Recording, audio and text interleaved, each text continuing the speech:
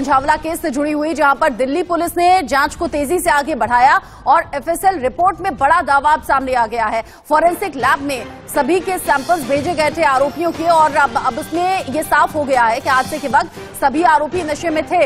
FSL ने Delhi police को इस बारे में रिपोर्ट भी सौंप दी है। आरोपियों की जो ब्लड सैंपल्स की रिपोर्ट थी उसमें साफ हो गया है कि सभी आरोपियों ने शराब पी हुई थी, नशे की हालत में थे, और ऐसे में अंजलि 20 साल की युवती को घसीटते हुए कई किलोमीटर तक चले गए, जिससे कि अंजलि की जान चली गई। कंझावला केस में एक के बाद एक कई गुत्थियां ऐसी हैं जो सुलझती हुई नजर आ रही हैं, लेकिन पूरा सच अभी भी सामने आना बाकी है। कंझावला केस में अंजलि की मां रेखा कह रही हैं कि कार्रवाई से संतुष्ट नहीं है जो अब तक की कार्रवाई हुई है। अंजलि की मां रेखा कह रही हैं कि आरोपियों को फांसी की सजा मिलनी चाहिए, इससे कम कुछ भी मंजूर है नहीं। अंजलि की मां रेखा ने प्रशासन से कई मांगे भी रखी हैं। परिवार कह रहा है कि जो जांच हो रही है वो धीमी है, जो जांच हो रही है उसमें पूरा सच अभी भी सामने नहीं आया है। कल तक खबर थी कि सभी आरोपियों के लिए 302 धारा लगाने के निर्देश दिए गए हैं, यानी कि हत्या का मुकदमा सभी पर दर्ज हो। परिवार ने यह भी पूछा था निधि के खिलाफ एक्शन क्या लिया गया। अब अंजलि की मां कह रही हैं कि कार्रवाई से वो संतुष्ट नहीं है। जब तक नहीं होंगे, जब तक उन लड़कों को फांसी नहीं लगेगी, जब तक हमें पूरा न्याय नहीं मिलेगा, जब तक हम संतुष्ट नहीं हैं। संतुष्ट है, आधे ही संतुष्ट हैं, अभी कोई वो नहीं है। हमारी डिमांड ये है कि मैं एक पेशेंट हूँ डायलिसिस की, मेरी दवा गोली का उन लोगों ने वादा करा था वो होना चाहिए। मेरे 3 बच्चे हैं, उनकी पढ़ाई के लिए वादा करा था उनको अच्छे से अच्छे स्कूल में डाला जाए, और मेरे भाई की नौकरी के लिए वादा करा था वो दी जाए, और मेरे को बस पैसों के थोड़ा सा वादा कराता हूँ वो दिया है। पहले तो कोई कार्रवाई नहीं हुई थी, अब थोड़ा बहुत कार्रवाई हो रही है। संतुष्ट तो क्या, बस थोड़ी तसल्ली सी दे रखी है कि पुलिस वाले सस्पेंड कर दिए वगैरह, और 302 की धारा लगाने के लिए बोल दिया है, इसलिए उससे हम थोड़ा सा अब समझ में आता है कि शायद न्याय मिल सकता है, मगर पहले कुछ भी नहीं कर रहे थे पुलिस वाले। अंजलि की मां कह रही है कि पहले पुलिस वालों ने लापरवाही की, ढील दी, लेकिन अब जब लगातार हमने मांगे रखी हैं तो कुछ पुलिस वालों को सस्पेंड कर दिया गया है, धारा 302 ऐड कर दी गई है आरोपियों के खिलाफ। इसमें थोड़ी बहुत संतुष्टि होती है, लेकिन पूरी तरह से हम संतुष्ट नहीं है। जतिन गोस्वामी जो पहले दिन से इस केस को करीब से देख रहे हैं, इन्वेस्टिगेशन को आगे बढ़ा रहे हैं, बहुत से सवाल अभी भी अनसुलझे हैं। जतिन, सबसे बड़ी बात ये, निधि कहाँ है, निधि के खिलाफ क्या एक्शन हुआ, क्योंकि अगर आरोपी दोषी है तो क्या निधि बेकसूर है?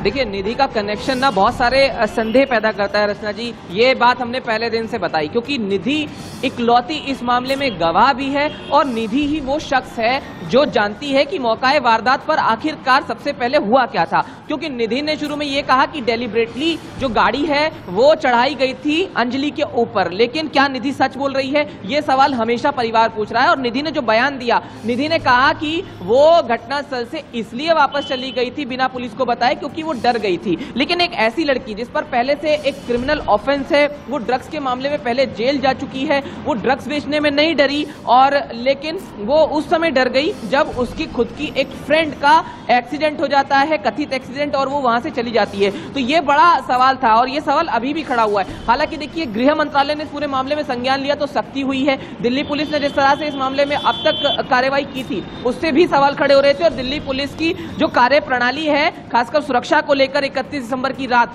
उस पर भी सवाल खड़े हो रहे थे। इसीलिए 11 पुलिस कर्मियों को सस्पेंड जरूर कर दिया गया है। अब क्योंकि सूत्र बता रहे हैं कि 302 का मामला इसमें दर्ज हो सकता है, लेकिन जांच को किस तरह से और किन सबूतों के आधार पर दिल्ली पुलिस आगे बढ़ाएगी, ये सवाल सबके सामने होगा। क्योंकि एफएसएल की रिपोर्ट भी आई है, एफएसएल की रिपोर्ट में यह साफ हुआ है कि आरोपियों ने शराब पी रखी थी। ये भी हमने पहले दिन बताया था, लेकिन अब कड़ियां जोड़ना पुलिस के लिए और इंपॉर्टेंट इसलिए होगा क्योंकि अगर वो 302 के मामले को कोर्ट में साबित करने की जो कोशिश करेगी, उसमें कौन कौन वो गवाह पेश करती है, कौन कौन से वो सबूत पेश करती है, ये बड़ा सवाल होगा।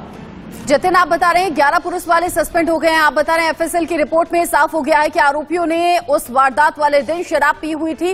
आप रहिएगा मेरे साथ, क्योंकि गुजरात से स्पेशली फॉरेंसिक टीम भी पहुंची थी जिन्होंने गाड़ी की जांच की थी। उससे जुड़ा अपडेट भी दर्शकों को देंगे, लेकिन पहले बड़ा अपडेट एक और। कंझावला केस में अंजलि की मां को आपने सुना। इस बीच अंजलि की नानी ये कह रही है कि गुनहगारों को फांसी मिलनी चाहिए, अंजलि के आरोपियों को सख्त से सख्त सजा मिले।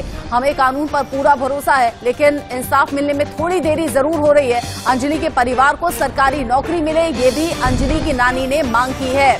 अंजलि की नानी, अंजलि की मां, अंजलि की बहन, पूरा परिवार सामने आ रहा है और ये कह रहा है कि इंसाफ आखिर मिलेगा कब। 11 सस्पेंड होने के बाद में जो उन्होंने मर्डर का केस भी लगा रहे हैं, मगर मर्डर का केस तो जब ही होगा ना जब करेंगे। कब तक होएगा, हमें ये तो तसल्ली दो भाई, कब तक होगा? महीने में, 2 महीने में, 15 दिन में, 10 दिन में?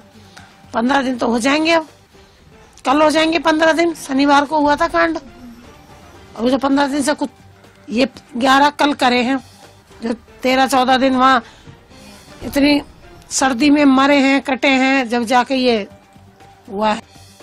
अंजलि का परिवार कह रहा है सुल्तानपुरी थाने के बाहर अगर पूरी रात हम धरना नहीं देते तो जो कार्रवाई अब हुई है वो भी नहीं होती। इंसाफ में देरी हो रही है। जतिन हमारे साथ जुड़े हुए हैं। जतिन, गुजरात से फॉरेंसिक टीम पहुंची थी, गाड़ी को नीचे से जांचा जा रहा था, परखा जा रहा था, क्या सामने आया है? कैसे उलझी अंजलि गाड़ी के नीचे, या फिर क्या उसे बांधा गया था? बिल्कुल, देखिए रचना जी, अंत में जो आपने पूछा ये सवाल हर कोई जानना चाहता है कि क्या उसे बांधा तो नहीं गया था, क्योंकि कोई भी जो एक इंसानी शरीर होता है वो किसी भी गाड़ी के नीचे, खासकर ऐसी गाड़ी जिसका ग्राउंड क्लियरेंस सामान्य या उससे थोड़ा ज्यादा ही है, लेकिन फिर भी वहां पर नहीं फंस सकता है कोई भी इंसानी शरीर। तो फॉरेंसिक, जो नेशनल फॉरेंसिक साइंस यूनिवर्सिटी के प्रोफेसर आए थे, 5 एक्सपर्ट की टीम आई थी, उन्होंने पूरा जायजा लिया और अपना ओपिनियन जो है वो भी इस मामले में दिया है। अभी भी हालांकि कई सवाल हैं, एफएसएल की रिपोर्ट जो मुख्य रूप से आई है उसमें भी कई चीजें जो हैं वो सामने आई है, सीसीटीवी में भी तमाम चीजें देखी गई हैं। हाँ। लेकिन फर्दर इन्वेस्टिगेशन पुलिस अभी भी करा रही है, इसीलिए नेशनल फॉरेंसिक साइंस यूनिवर्सिटी के प्रोफेसर्स को बुलाया गया था। हालांकि उसका जो ओपिनियन उनकी तरफ से दिया गया है वो अभी मीडिया के साथ शेयर नहीं किया गया है, लेकिन एफएसएल मतलब अभी कंप्लीट रिपोर्ट आना बाकी है। जतिन, जो पूरी रिपोर्ट है, जो पूरा सच है वो सामने आना अभी भी बाकी है, जिसका इंतजार आपको और हमें ही नहीं, दिल्ली के लोगों को ही नहीं बल्कि पूरा देश जानना चाहता है कि उस रात हुआ क्या था। बहुत शुक्रिया जतिन, ये सभी अपडेट हमारे दर्शकों तक पहुंचाने के लिए। इस खबर पर रहेगी नजर, आगे जो भी अपडेट होगा दर्शकों तक पहुंचा